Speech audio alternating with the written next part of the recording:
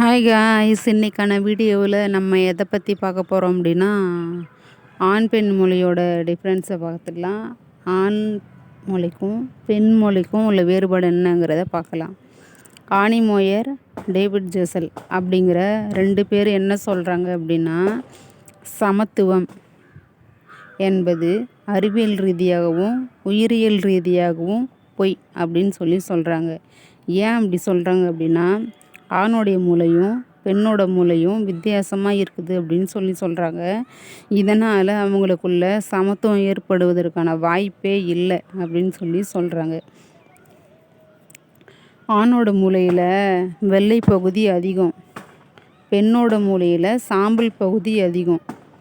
இந்த சாம்பல் பகுதி என்ன பண்ணும் அப்படின்னா, ஒரு செறிவான சிந்தனையை கொடுக்க கூடியதாக இருக்குது அப்படின்னு சொல்கிறாங்க.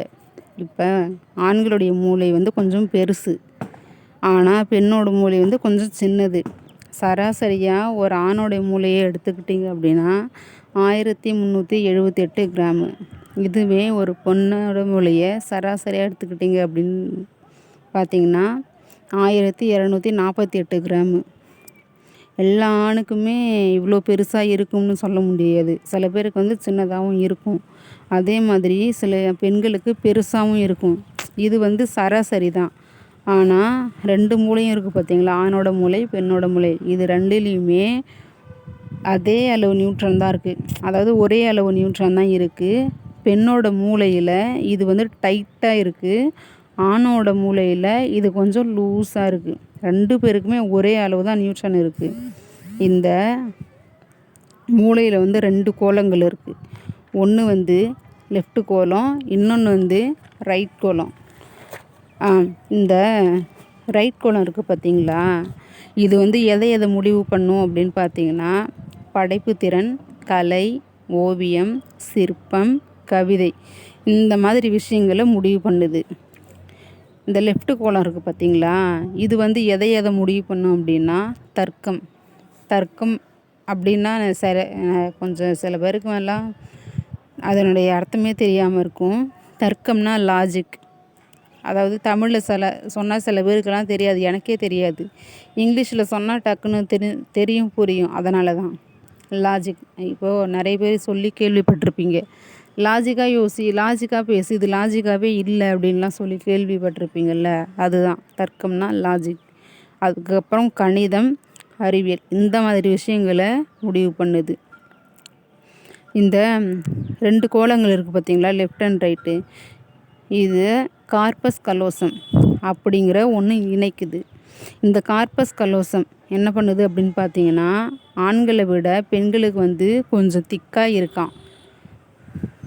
இதனால் என்ன பெனிஃபிட்டு அப்படின்னு கேட்டிங்கன்னா, இதனால் என்ன பெனிஃபிட்னா, ஒரே நேரத்தில் பெண்ணால் 4-5 வேலையை செய்ய முடியும். ஆனாலும் இது செய்ய அப்படின்னு சொன்னீங்கன்னா கண்டிப்பாக செய்ய மாட்டாங்க. பெண்கள் இதனால தான் மல்டி டாஸ்கிங், ஆண்கள் இதனால தான் சிங்கிள் டாஸ்கிங். புரியுதுங்களா? இன்னொரு முக்கியமான விஷயம் என்ன அப்படின்னா, பெண்கள் அதிகமாக மனத்தொய்வால் பாதிக்கப்படுறாங்க. ஆனால் ஆண்கள் பாதிக்கப்படுவாங்க, ஆனால் அந்தளவுக்கு அதிகமாக பாதிக்கப்பட மாட்டாங்க. பெண்கள் தான் ரொம்ப ஸ்ட்ரெஸ் ஆகிடுது, டிப்ரெஷனுக்குள்ளே போடுது. இந்த மாதிரி விஷயங்கள் பெண்களுக்கு மட்டும்தான். ஆண்கள் அந்த அளவுக்குலாம் பாதிக்கப்பட மாட்டாங்க.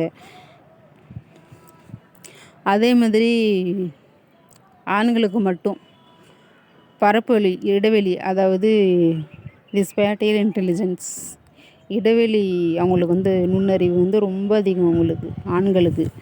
அதனால தான் இப்போ ஒரு இடத்துக்கு போனாங்கன்னா அடுத்த முறை அந்த இடத்துக்கு போக முடியும்.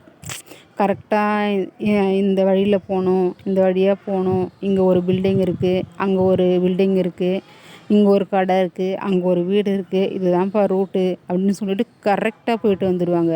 ஆனால் பெண்ணால் இது முடியவே முடியாது. இதுக்கு என்ன காரணம் அப்படின்னா, பரப்பு வழி, அதாவது இடைவெளி இன்டெலிஜென்ட் ஆண்களுக்கு ரொம்ப அதிகமாக இருக்குது. அதனால தான் நிறைய பேர் டிரைவராக இருக்காங்களோ, மோஸ்ட்லி டிரைவர்ஸ் அப்படின்னாலே ஆண்கள் தான். பெண்கள் ஒரு சில பேர் நீங்கள் பார்த்துருப்பீங்க. ஆனால் ஆண்கள் பார்த்திங்கன்னா கரெக்டாக போய்ட்டு வந்துடுவாங்க. சரி, இன்னொன்று என்னென்னா, சிங்குலர் கைரஸ் அப்படிங்கிற ஒரு பகுதி இருக்குது மூளையில். இது ரொம்ப ஆக்டிவாக இருக்குது பெண்களுக்கு. அதனால தான் குழந்தைகள் வந்து ஆண் குழந்தைகளை விட சீக்கிரமாக பேச ஆரம்பிக்குது. இப்போ நீங்கள் குழந்தைங்களே பார்த்துருப்பீங்க. பெண் குழந்தைங்க இருக்குது பார்த்தீங்களா, இது வந்து சீக்கிரமாக பேச ஆரம்பிச்சிடும். ஆனால் ஆண் குழந்தைங்கள் வந்து நானே பார்த்துருக்கேன், 3 வயசு ஆயிட்டுமே தத்துப்பத்தில் தான் பேசும். பேசவே தெரியாது, வரவே வராது, மொழியே வராது. ஆனால் பார்த்தீங்கன்னா பெண் பிள்ளைகள் வந்து சீக்கிரமாக கற்றுக்கும். அதே மாதிரி பார்த்திங்கன்னா மொழி அப்படியே சரளமாக வரும், அப்படியே சரளமாக பேசுவாங்க. அதே மாதிரி நம்ம பெண்கள் பேசும்போது நோட் பண்ணி பாருங்களேன், மூச்சு விடாமல் நிறைய பேசுவாங்க. அவங்களுக்கு பேசும்போது டக்கு டக்குன்னு அப்படியே ஃப்ளூயண்ட்டாக அந்த மொழி வந்து ஃப்ளூயண்ட்டாக வந்துடும். ஆனால் வந்து ஆண் பிள்ளைங்கள் வந்து லேட்டாக தான் பேசும். அதுவும் எப்படி பேசும், யோசித்து யோசித்து தான் பேசும். கொஞ்சம் நிதானமாக பேசும். அதாவது இப்போ யோசித்து பேசும்போது என்ன ஆகும், ஸ்லோவாக தானே பேசும், மெதுவாக பேசும். அதே மாதிரி பெண்கள் வந்து நீங்கள் பார்த்தீங்கன்னா டேலண்ட்டு, பேச்சில் வந்து நல்ல டேலண்ட்டு. ஆண்களை விட பெண்கள் வந்து பேச்சில் வந்து நல்ல டேலண்ட்டு. அதே மாதிரி பார்த்திங்கன்னா இந்த ஆண்களுக்கு மட்டும் நான் சொல்ல போகிற விஷயம் வந்து ஆண்களுக்கு மட்டும்.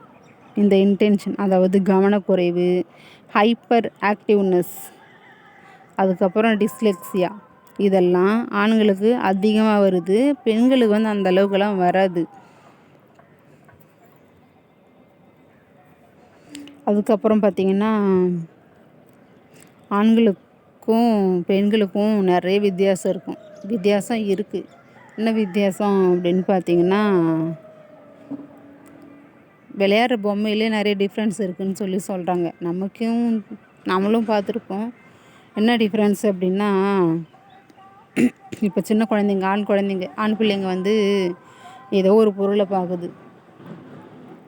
பெண் பிள்ளைங்களும் விளையாடுறதுக்கு, சின்ன குழந்தைங்கள சொல்கிறேன், பெண் பிள்ளைங்களும் ஏதோ ஒரு பொருளை பார்க்குது, வாங்குது. பெண் பிள்ளைங்க எப்படி வாங்குவோம் அப்படின்னா, இந்த கரடி பொம்மை, அதுக்கப்புறம் இந்த சொப்பு ஜாமான், அதுக்கப்புறம் பார்த்திங்கன்னா இந்த பார்பி டால். மெயினாக பெண் குழந்தைங்க விளையாடுது, அதுக்கு தேவைப்படுற பொருள் எது அப்படின்னு பார்த்திங்கன்னா மெயினாக பார்பி டால், அதுக்கப்புறம் 2வது சொப்பு ஜாமான், அதுக்கப்புறம் டெடி பியர். இந்த மாதிரி பொருளுக்கு வந்து பெண் பிள்ளைங்க ஆசைப்படும். ஆனால் ஆண் பிள்ளைங்க எதுக்காக ஆசைப்படுன்னு கேட்டிங்கன்னா, காரு, பிளேனு, பஸ்ஸு, அதுக்கப்புறம் இந்த மாதிரி விஷயங்கள், அப்புறம் துப்பாக்கி, இந்த மாதிரி விஷயங்களை தான் லைக் பண்ணும். அதே மாதிரி ஆண் பிள்ளைங்களை பார்த்துக்கிறது ரொம்ப கஷ்டம். ஏன் அப்படின்னா ஒரு இடத்துல உட்காராது. ஆனால் பெண் பிள்ளைங்களை வளர்க்குறது ஈஸி. ஏன்னா இதை தான்ப்பா, ஏம்மா எங்கேயும் போகாதம்மா, இங்கே இருமா அப்படின்னு நீங்கள் சொல்லி உட்கார வச்சு பாருங்களேன், அந்த இடத்தையே இருக்கும், உங்களை டிஸ்டர்பே பண்ணாது. ஏன்னா ஆனால் ஆண் பிள்ளைங்களை பாருங்கள், நம்மளை ஒரு வழி பண்ணிவிடும். ஏன்னா அவங்க அப்படி தான், பார்த்துக்கிறது ரொம்ப கஷ்டம். அதே மாதிரி பார்த்திங்கன்னா பெண்களுக்கு ஹிப்போ கேம்பஸ் அப்படின்னா நினைவாற்றல் இருக்குது பார்த்தீங்களா, இது வந்து தக்க வச்சுக்கிற ஒரு விஷயம் அப்படின்னு பார்த்தா ஹிப்போ கேம்பஸ் இது வந்து கொஞ்சம் பெருசாக இருக்குது. அதனால தான் பெண்களுக்கு வந்து பல விஷயங்கள், எப்பயோ நடந்த விஷயங்களெல்லாம் ஞாபகம் வச்சுருப்பாங்க. ஆனால் ஆண்களுக்கு இந்த அமிக்டிலா அப்படிங்கிற ஒரு போர்ஷன், இது என்ன பண்ணும் அப்படின்னா ஆக்ரோஷத்தை உருவாக்கக்கூடிய ஒரு பகுதி. அமிக்டிலா அப்படிங்கிற ஒரு பகுதி எதுக்கு அப்படின்னா ஆக்ரோஷத்தை உருவாக்கக்கூடிய ஒரு பகுதி. இது வந்து ஆண்களுக்கு அதிகமாக இருக்கிறதுனால தான் எப்போ பார்த்தாலும் எதுக்கு எடுத்தாலும் சண்டை, வா சண்டை போட்டுக்கலாம், வா பார்த்துக்கலாமா, வா யார் பெருசு யார் சின்னதுன்னு பார்த்துக்கலாமா, இப்படி நீங்கள் நோட் பண்ணி பாருங்களேன். எதுக்கு எடுத்தாலும் ஒரு கெத்தா அப்படி நான் இப்படி அப்படின்னு சொல்லி பெருமை பேசுகிறது. மெயினாக சண்டை ஆண்கள்னாலே அப்படி வீரம், சண்டை, அப்படி தானே, அதுக்கு தானே.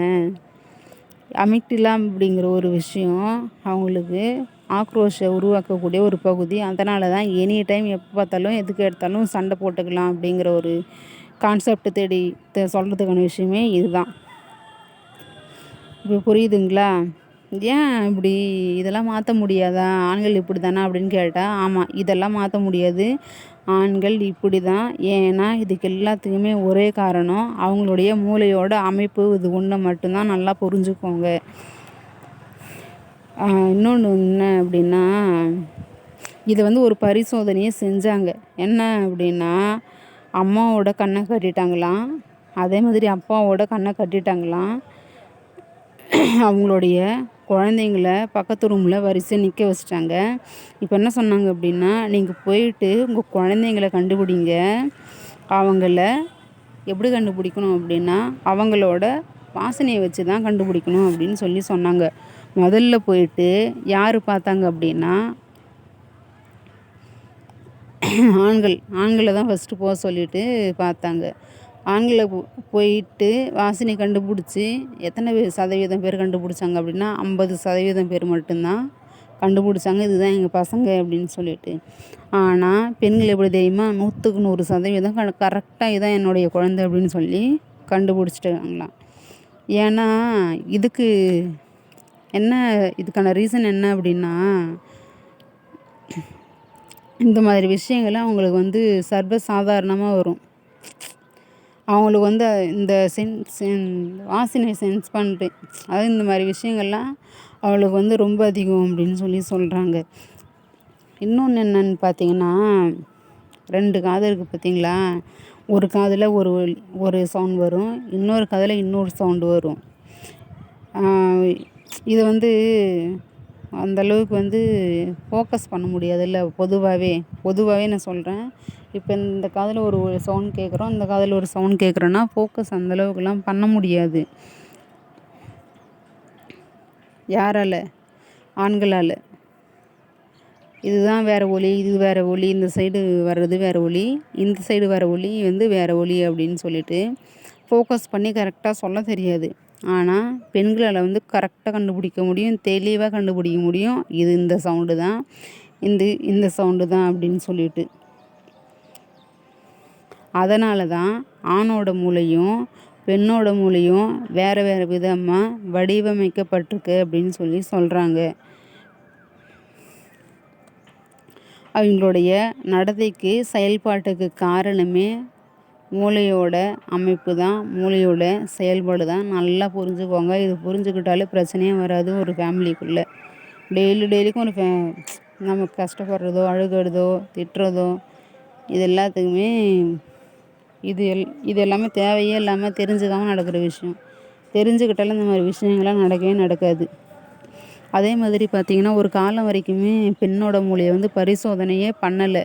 காரணம் என்னன்னா, அப்போ வந்து அவங்களுக்கு இந்த மென்சுரல் சைக்கிள் வரும்போது மூடு மாறும்ல அப்படின்னு நினச்சாங்களாம். அதனால் பண்ணலையாம். அதுக்கப்புறம் தான் நிறைய பரிசோதனை செய்கிறாங்க அப்படின்னு சொல்கிறாங்க.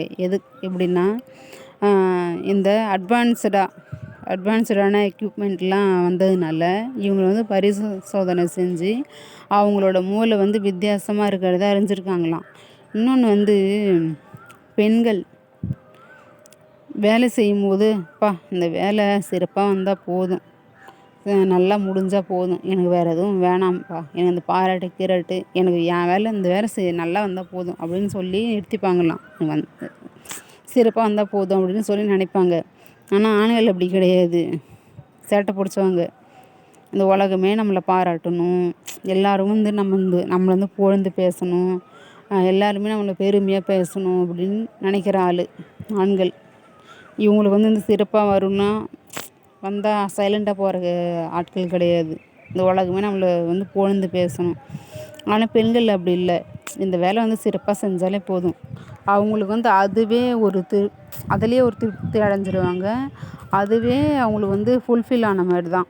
இந்த பாராட்டணும், உலகமே நம்மளை மதிக்கணும், புகழ்ந்து பேசணும் அப்படிங்கிற விஷயமே அவங்களுக்கு வேணவே வேணாம். இப்போ புரியுதுங்களா? தேங்க்யூ. அடுத்த வீடியோவில் பார்க்கலாம்.